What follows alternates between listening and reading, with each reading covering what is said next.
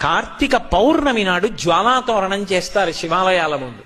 జ్వాలాతోరణము అంటే ఇలా ఓ కర్ర కట్టి పైన ఒక కర్ర కడతారు. మీ అందరూ జ్వాలాతోరణం చూసిన వారే, ఏదో నేను చెప్పాలని చెప్పడం తప్ప.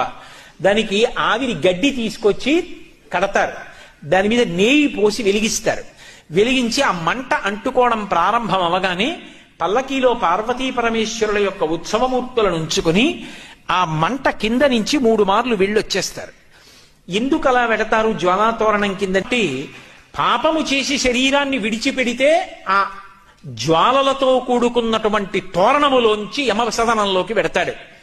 ఒరే, ఇక పైన ఇలా పాపాలు చెయ్యకు, సద్బుద్ధితో ప్రవర్తించు, నువ్వు అక్కడ వెళ్ళవలసినటువంటి దారుణమైన పాపాలు నీకున్నాయి, వాటిని తీసేస్తాను, నీకోసం నేనొస్తాను సాయం. ఇక్కడ నా ఆలయం ముందే జ్వాలాతోరణం జరుగుతుంది. అక్కడ ఏ మంటల తోరణం కింద, చిచ్చు తోరణం కింద నుంచి వెళ్ళాలో అక్కడ నేను నీకు సాయం వస్తాను.